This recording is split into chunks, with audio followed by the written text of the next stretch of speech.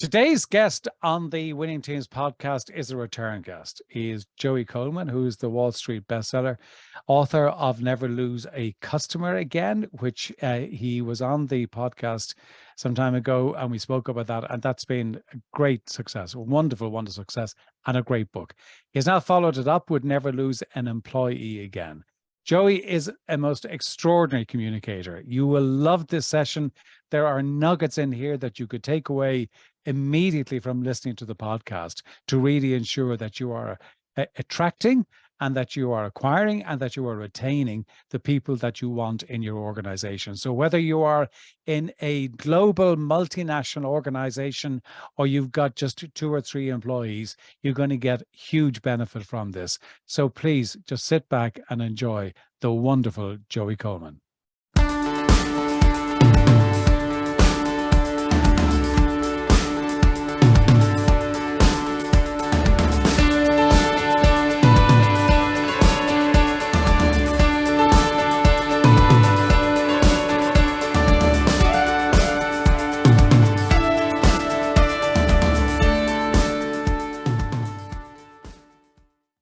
Joey Coleman, it is wonderful to have you back here again. The podcast we did on Never Lose a Customer Again was one of my favorite. And here we are again with your next one. John, you are so kind to invite me back. Thank you so much. And thanks to everybody who's listening in today. I have been beyond excited leading up to this conversation because I know we had a great time chatting last time. I'm excited to get the chance to reconnect. Okay. Well, I have to tell you, and this is about your last book, Never Lose a Customer Again. What I did with that, I loved that book. I really did. I loved the book, as you know. And with 2 of my clients and both US-based companies, no, one is US-based, one is European-based. And my suggestion to them, because it was an issue with customers, retention customers, an issue. So what we did was, and I have to say, it was a complete make it up as I go along, right? We decided, okay, I got them to buy the book, broke them up into small groups of 3 or 4. And I think I would broke it down into 4 different sessions. So they would go, they read the book, they talk about it in groups of 3 or 4, and then they'd come back together. And in both organizations, it was a huge success because they actually got so much from it.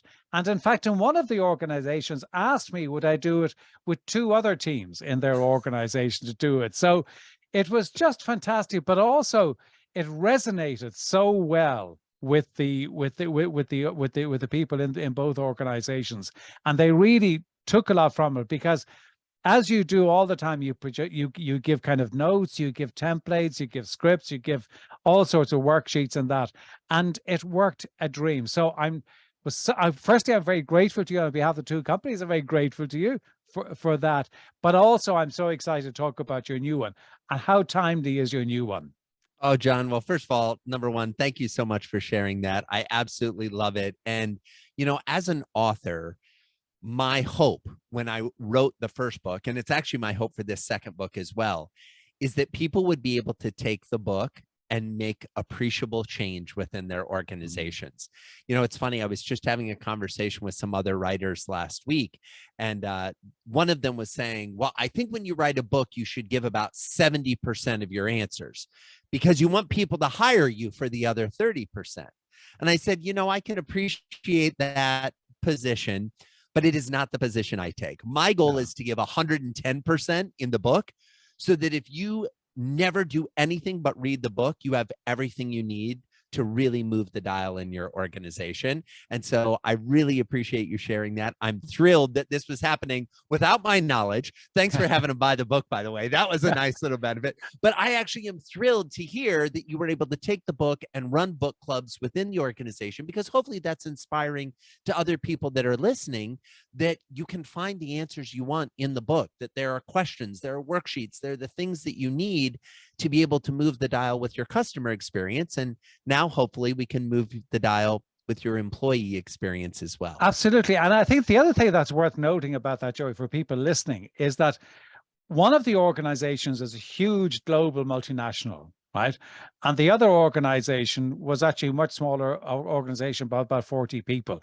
And it had the same resonance with both.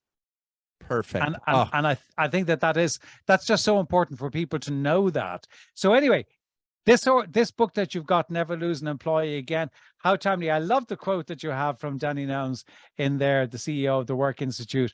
Employers possess all the answers to stem the tide of the mass exodus of employees.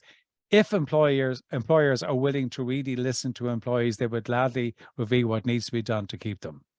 How true. John, it's so true. It's so true. And here's the thing. I have the pleasure, as you well know, of speaking to audiences around the world, consulting with companies around the world. And there's a common lament that I hear from business owners. And they'll say to me, "Oh, Joey, I wish my employees cared as much about the business as I do." And the more I've heard that, the more I've come to the realization that your employees wish you cared as much about them as you care about the business. Mm-hmm. It really is just a matter of having conversations with your employees and finding out what matters to them. Now, let's be clear, where this gets a little tricky is you might have 3 employees and all 3 of them want different things. And that's okay. This is the human condition. And I'm not saying we need to build our businesses to respond to the whim of every employee. Please don't mishear me. But what I am saying, and it echoes the work that's come out of the Work Institute, if we're willing to listen, the answers are there. Yeah. And I think also that when you think about organizations and the shift that's happened over the last number of years, where what employees, people who are joining companies, yes, they accept that companies have to be profitable, because if they're not profitable, they don't exist and they go out of business. But it's what the impact they're having in the community and in the world that they operate in. And I think that, if you go back to the way you structure this, where you talk about the 8 phases, and I'll ask you to kind of give a run through of that, what they are, but that really helps people to kind of break it down, to understand the different phases and the different stages do that. So maybe talk about those 8 phases and the tools to use. Absolutely, John. So I believe there are 8 phases to the employee journey, and they all start with the letter A. It's kind of like if we get all the phases right, it's like our employees giving us straight A's on our report cards, right? We're getting good marks for the experiences we're creating. I'll go through each one and give kind of a high level view of it, please. And then we can dive into which ones seem most interesting. The first phase is the assess phase. This is when a prospective employee is trying to decide whether or not they want to come work with you. They're looking at your job advertisement or your job description. They're maybe on the career page of your website or the About Us page. They're looking at your presence on social media. They're checking to see if they're connected to anyone on LinkedIn that works at your organization that can give them the real scoop of what it's like to work there. And they're going through your application and hiring process, interviews, conversations, that sort of thing. We then move to phase 2, the accept phase. In the accept phase, the organization extends an offer to their desired candidate. And if everything goes as hoped, that candidate accepts the offer and transitions from being a prospect to being an actual employee. We then come to the affirm stage, John. And I got to tell you, there are many folks that are listening in who maybe are familiar with the phrase buyer's remorse. I'd like to introduce them to maybe a newer phrase, which is new hires remorse. This is the feeling of doubt and uncertainty and fear that a new employee has immediately after accepting the job offer. They have no idea if they made the right choice, if they should have negotiated for more of a package, if they should have waited because they were probably interviewing at several places at the same time and maybe hadn't heard back from some of those other interviews. If we don't address the emotional and psychological fear and concern and angst that our employee has early on, this is before they show up for the first day of work, we're in trouble. We then come to phase 4, the activate phase, that first day on the job. It's the one phase in the 8 phases that last only 24 hours. It's that first day at work. What are we doing to make that day absolutely incredible and really give them something to talk about? We then come to phase 5, the acclimate phase. In the acclimate phase, our new employee is getting used to our way of doing business. They're learning about their role, the various responsibilities, the relationships they have within the organization, our cadence of communications, our systems, our processes, our procedures. The acclimate phase, John, can last anywhere from several weeks to several months. The Mm. problem is most organizations think it should last several hours. And this is where a huge disconnect comes. We then reach phase 6, the accomplish phase, when the employee achieves the goal they had when they originally decided to come do work with us. Oh, and by the way, that goal, pro tip here, is not to get a paycheck. The goal is, to your point earlier, to make an impact, to feel a sense of progress or momentum in their personal and professional careers. We then come to the adopt phase, phase 7, where the employee becomes loyal to us and only us. They're not answering the call from the headhunter. They're not keeping one foot out the door, one in the door, trying to decide what's going on. And if, and only if we've taken them through those 7 phases, do we have the right, the privilege to invite them to the 8th phase, the advocate phase, where they become a raving fan, singing our praises far and wide, writing reviews on sites like Glassdoor, recruiting their friends and colleagues to come for any open positions we have at the organization. I'll often tell leaders, the way you know if you have advocates is to look at the last time that you posted a new job.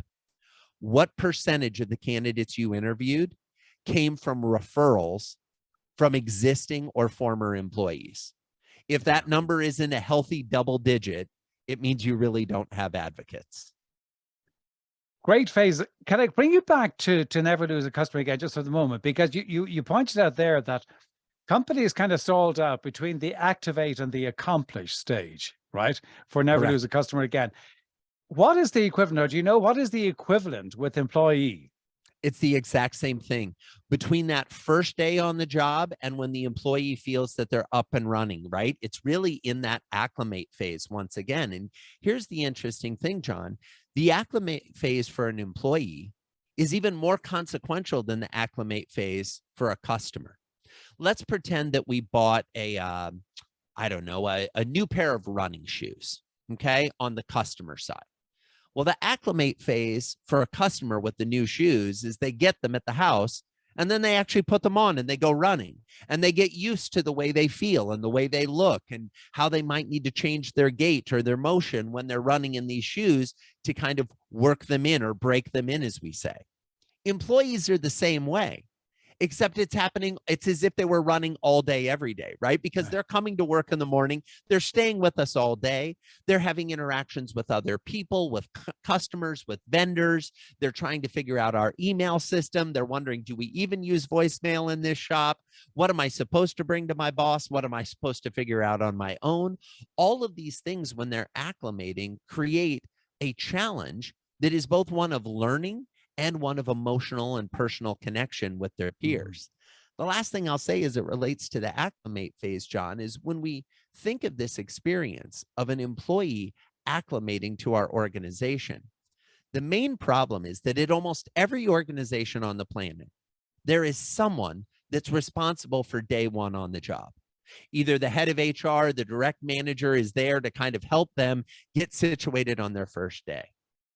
In most organizations, there's no one responsible for day 2. There's no one responsible for day 7, day 12, day 15, day 30. All these days, we kind of throw our employees in the deep end and we say, well, just figure it out as you go. That's not a recipe for long-term success. Not at all. Can I make the point that so much what you talk about, and when you actually go through, again, it's the same with the never lose a customer as this will never lose an employee, that to a very large extent, this is not about the creation of a lot of processes or building new systems or anything like that. To me, this is actually so much more just about a mindset shift. Is that fair? John, not only is that fair, I'm not surprised that you came right to the point of the book. This is a philosophy, as much as it's a methodology or a framework. This is about thinking differently about the different interactions we have with employees and recognizing that employees not only need, but want us to hold their hands.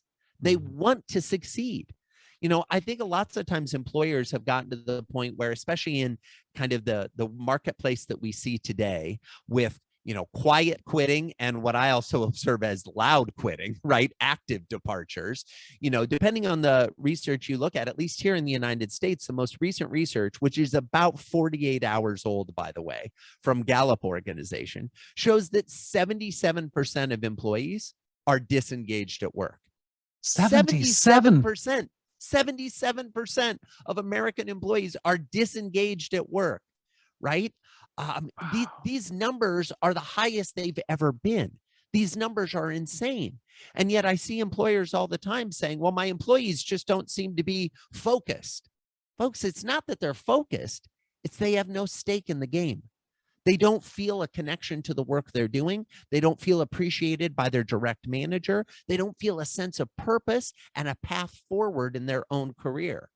If an employee isn't feeling that at work, as employers, we can get frustrated and say, try harder, or we can get clear and say, what do I need to do to help create that environment for you? I mean, that's a staggering statistic. I mean, an absolutely staggering statistic. And if you look back, that figure is obviously getting higher and higher over the last number of years. And I appreciate that during those years we had COVID and all that it brought with it. But why do you think that figure is so high right now? I mean, the managers haven't become bad managers overnight or anything like that, right? Why has that gone up so much in your opinion? Two reasons. Number one, if we roll the clock back to 2019, it was still really bad. It wasn't 77%, but it was in the 60s. Okay. So it was already bad to start with. What happened with COVID is that it exacerbated the problem. Okay. COVID allowed the typical employee to see that their employer had no clothes. What do I mean by that? The employee realized that the lip service that they had been receiving from many employers, not all, there's some notable and important exceptions, but many, many corporations were saying, oh yeah, we care about you. And then when there was a global pandemic, they were saying, yeah, but I still need you to come to work. Really? You care about me, but you need me to come into a life-threatening situation, right? Some other employers who for years had been saying, there's no way you can work remotely. You have to come to the office every day. When forced by their local jurisdiction or government to not have the employees come to work, suddenly found these amazing technologies like Zoom and FaceTime and Teams and Skype that allowed people to communicate remotely. And what I think happened is the typical employee looked at the scenario and said, the things you've been telling me in the past, you knew weren't true. You knew that you could have done this. And if that's the case, what else weren't you being honest with me about? So trust got damaged. Oh, trust was already at an unbelievable low. This was just the final death knell. This was the piece that made him say, okay, this is ridiculous. The other thing that happened, and this is actually, I think, one of the biggest threats to organizations going forward as it relates to their employee retention, and most employers aren't even thinking about this right now. When the world decided that it was okay to work from home, that it was okay to work remotely, that changed the mental philosophy globally of what it meant to be a worker between the hours of 9 o'clock and 5 p.m. It used to mean you had to come to an office and sit in a cubicle or sit in this space near to other workers, and that was work. Now we realized you could sit on your couch or sit in your dining room and do what in most research shows not only as good of a job, if not better, and have more time available to you because you didn't have the commute back and forth every day. Once that realization happened, the top employers in the world realized we don't need to recruit close to home. We can recruit from anywhere on the planet. And one of the biggest challenges my clients are having right now is they call me up and say, Joey, we just had one of our employees here in the United States hired away by a company from outside the US that wants a native English speaker based in US time zones to be able to give them a beachhead in their efforts to grow their market share here. They're not only willing to match their salary, they're willing to let them work remote, and they get all the holidays we get here in France or something like that. And now we're giving them those opportunities. 30 years ago, it is almost certain that your employer had their offices within 30 miles of your home. Absolutely. Now, if your employer's headquarters is within 30 miles of your home, it tells me one of a few things. Either you work in a very hands-on business, you work in a very small business. Now, I'm going to define small as less than 10 employees, Mhm. or you're actually not that high in the talent pool as far as your capabilities and abilities. And it's just a matter of time before you get replaced as an employee, or as an employer before that employee gets pulled away to someone else that will appreciate their value. And how do you see, Joey, how do you see companies? Because I mean, you know this from the work you do. I can see it in the work that I do. Companies are really struggling with this remote working. Is it 2 days? Is it 3 days? Is it, what is it? How do you see companies coming to terms with that? And I mean, I was horrified when I heard the interview with Martha Stewart there recently, talking about, people, everybody has to be back in the office, kind of going, because of productivity. You're thinking, I have to say, it's not my experience. I think people have been very productive. They've worked probably longer hours, right? Huge commitment to it, way above and beyond. But companies are really struggling with this. Where do you think they're going to land? I know that's a big question and it's a generalization, but where do you think companies are going to land with that? Well, John, forgive me because I may alienate some of your wonderful listeners with the comment I'm about to give. But my rule always is I do my best to answer honestly based on the research I've done, based on the trends I'm seeing, and based on the experience of the folks that I work with globally.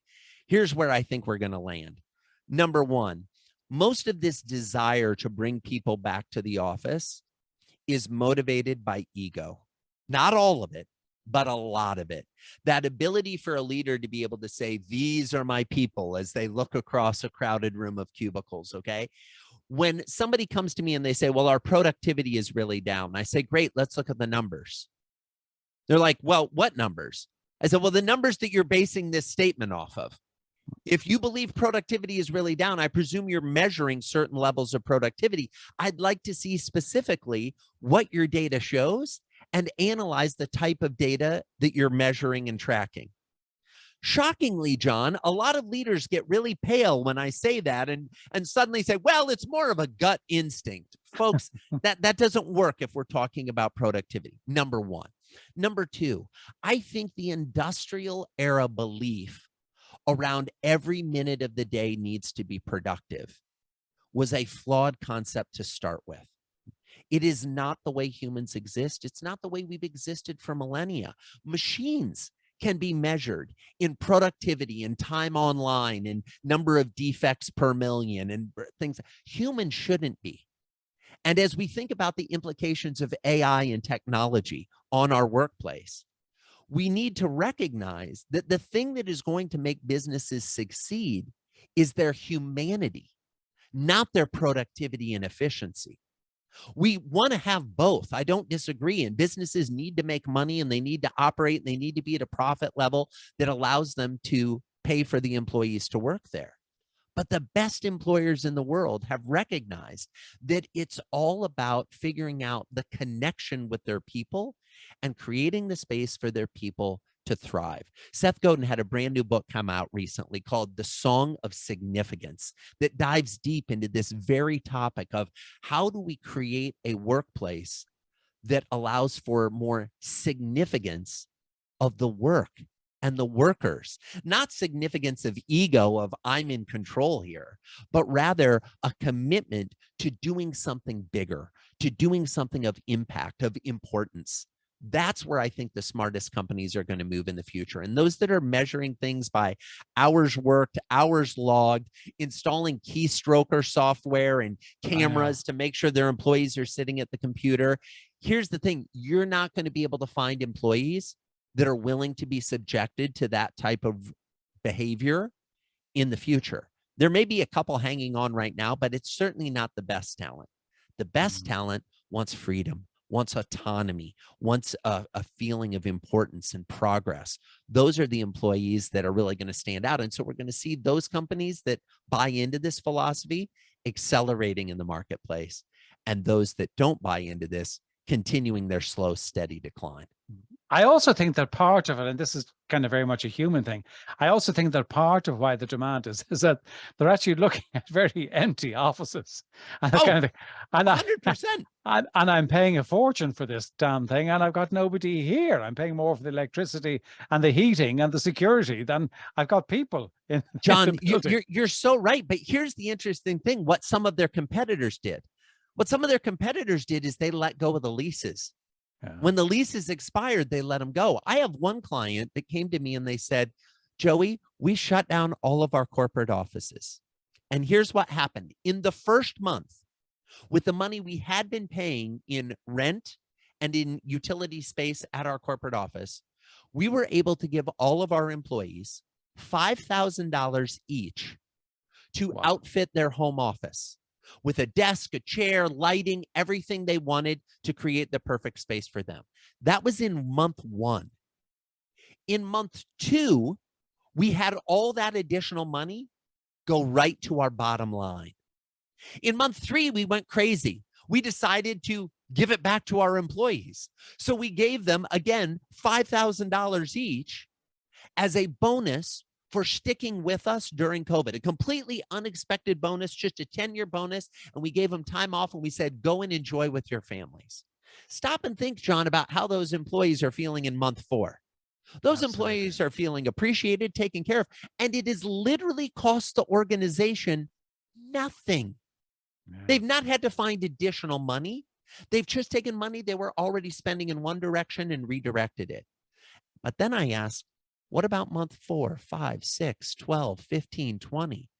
What they've done is they've created an entire new level of profitability in their organization. They have capital they can deploy in different ways. And their employees are thrilled to not have to commute anymore. Now, what they actually ended up doing is they then built in that twice a year, they gather all their remote employees for a retreat. And they can pay for it with their old capital rent expenditures. So they didn't have to find new money. And now they take their employees to different locations around the world for a week of on-site, of training, of bonding, of connecting, of conversations. That's the kind of organization top employees want to work in. Now, I Absolutely. understand this causes challenges for our friends in commercial real estate, and I Yes. don't mean to diminish their impact in their lives, but this is what we are seeing on a global basis. And sadly, last truth I'll offer is I have not found a person yet who can make a strong argument as to why we're ever going back. Interesting. I Isn't just it? don't think we are. Yeah. I've seen commercial real estate agents try to tell me that we need to go back. I've Yeah. heard, leaders tell me that it will be better for productivity, but have no data that they can point to.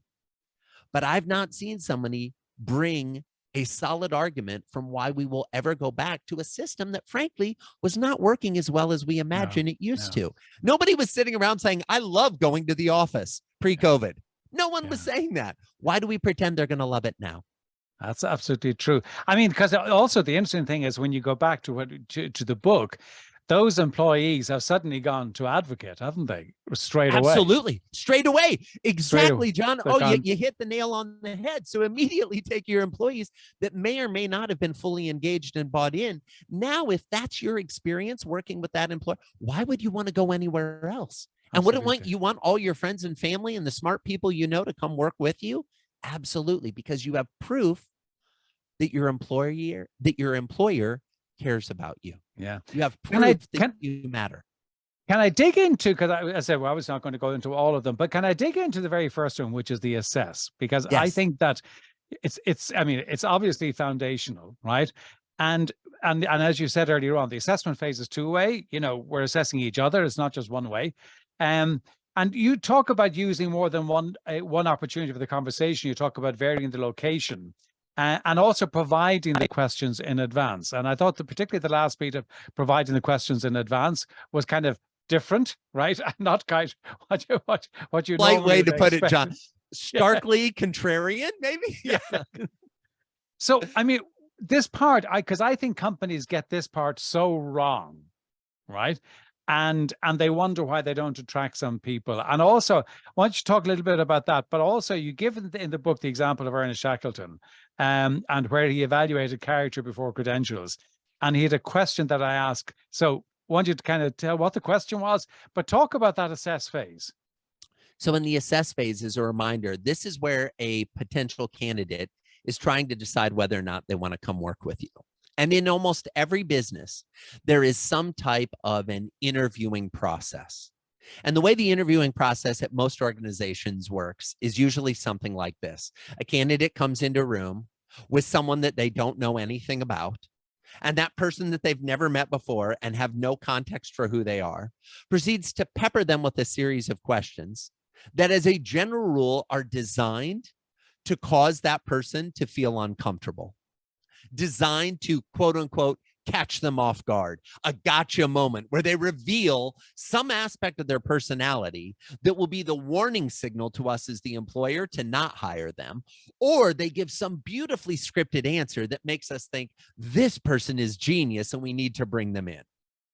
The problem with this is all the research shows we're not as good as interviewing as we think we are. We think we're really good at interviewing, but we have plenty of data to support the fact that our instincts in the interview often fall apart when that person actually starts the job.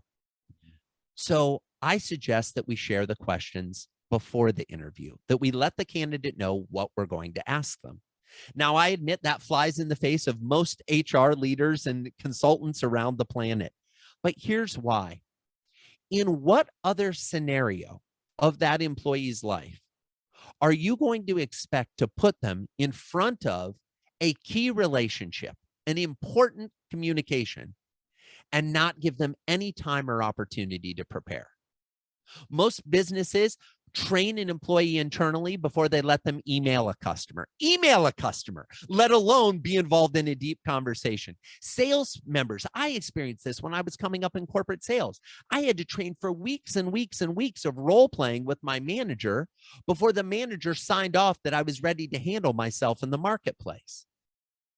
Why then do we expect a candidate to come in and give us beautifully scripted answers to questions they have no idea what they're about and think that that's the signal for whether or not they will be a successful employee? What I would rather do is be clear in the interview process what our criteria for hiring are, and then ask questions that are designed to see if that employee has the experience and the kind of ability to meet those criteria. Now, can you keep a question or two secret and trot those out just to see how they react in real time? Absolutely. I'm not opposed to that. I just want you to get smarter as employers than asking questions like, so tell me about this job you had on your resume. What did you do there? One of the laziest questions we have. Or the almost equally as lazy and useless question of, tell me your strengths and tell me your weaknesses, right? Or tell me where you see yourself in 3 years. These are the type of questions that aren't really designed to get any useful data. One of my favorite questions that I came across during the process, and then I'll tell the story of Shackleton and how he found his crew, was this idea of asking a candidate, if we were to look at your personal computer, your home computer, what are the open browsers on your computer? I don't know about you, John. We immediately get to what is most important to you. How do you think about the topics that are shown? How do you think about that structure? Someone may say, oh, I have 90 open tabs. Someone may say, oh, well, I use a tab management tool. Some may say, I don't like to have any more than 3 things going at once. Those answers give you more insight into how that person works than any tell me about this past job and what you did there type of question is going to produce. Not to mention you'll find interesting things. Speaking of interesting things, let's pretend our job was to lead one of the first expeditions to Antarctica. Back in the early 1900s, Sir Ernest Shackleton had the same challenge. He's trying to put together a crew to go to Antarctica to see if they can make their way to the South Pole. He's interviewing hundreds and hundreds of candidates, knowing that at the end, he's going to have to narrow down to 27 sailors, scientists, seamen, folks who are ready to go out and begin this epic expedition. And he would have his staff do the initial interviews. And then Shackleton would come in for the final interview. And he only asked one question. And we know this based on the diaries and journals of men that were on the voyage, men that completed this epic endurance voyage. And the question he would ask them, John, is, do you sing? Not do you sail? Not do you enjoy the taste of seal? No, do you sing? And then when he saw their perplexed faces, he would quickly follow up with, I don't mean any of that opera stuff. But what I mean is, if you're hanging out with the boys around the fire, are you willing to shout a verse or two and join in the song? See, Shackleton had learned on his previous 2 expeditions to Antarctica that in the cold Antarctic night, when the katabatic winds were blowing and flipping up the edges of the tent, and people were huddled around the fire, trying to stay warm, to stay alive, but also to keep their morale going forward, that if they joined in song and lifted their voices as one, it built connection, it built relationship, and it built enthusiasm to live to fight another day. What's amazing about Shackleton's expedition is he and his men were stranded in the ice in Antarctica for 2 years. Their ship got caught in the ice. It broke down. They had to camp out on the ice. They were hiking across. The story is epic. We don't have enough time to describe just how epic this story was. But what I found most amazing about this entire story is not a single member of the crew was lost in 2 years in the ice. There are no other voyages that happened at that time that had that level of success in keeping the members of the crew alive. And Shackleton posits that it is because they kept morale high and they sang around the fire. I love it. I haven't heard that story before. That's a brilliant story. I love that. That is It was, fantastic. I will tell you, it was one of my favorites, John. I went out into writing this book with the goal of having case studies from all 7 continents. Right. We got, including Antarctica, we got over 50 case studies, small, medium, and large. And because I think some listeners might be saying, well, Joey, so am I supposed to ask my people if they sing? No. Folks, not exactly. What I'm asking you to do is think, is there a question or a series of questions that you could ask a candidate that would give you insight into their personality, who they are, their attitude versus their aptitude, their emotional connection as opposed to their accomplishments and achievements? What is it that is going to make this human the kind of human you want to work with day in and day out? Yeah. And that leads me to the question, and it's my final question today. I mean, we go on talking about this, but I just found this a really interesting quote in the book, and it kind of connects back to what you're just saying there, is that every employee has co-workers, but not every colleague has colleagues. Yeah, so I think many people use the phrase coworker and colleague interchangeably. And I understand why that happens, but I'd like to draw a distinction.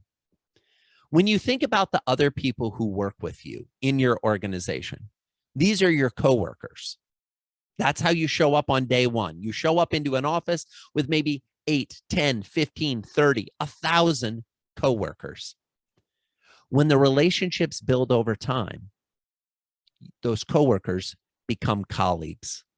A colleague is someone who not only understands the work you do, but understands the kind of person you are. Mm-hmm. A colleague knows what you did this weekend without having to ask, what did you do this weekend? Because they know about your family. They know about your hobbies.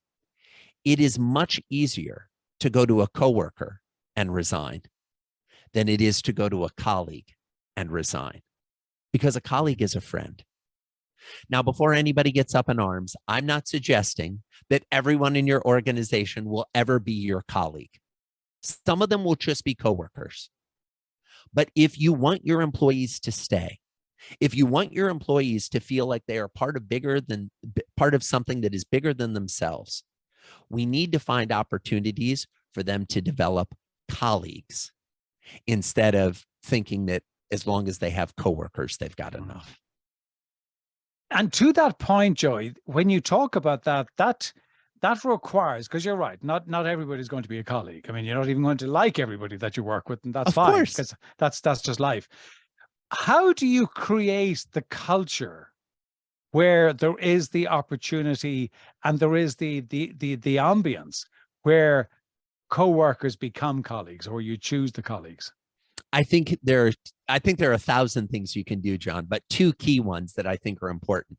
Number one, we have to welcome people into the fold from day one when they show up. Many organizations, there's a case study I use in the book from a company called Verbit that has a buddy program where before you even start at the job, you're assigned a buddy, somebody who ideally grows into the relationship of colleague, who's looking out for you, who's answering questions, who's there to go to lunch with you, who's there to, make sure if you're not sure exactly how something is working or what you're supposed to do, that they're ready to jump in and help you answer.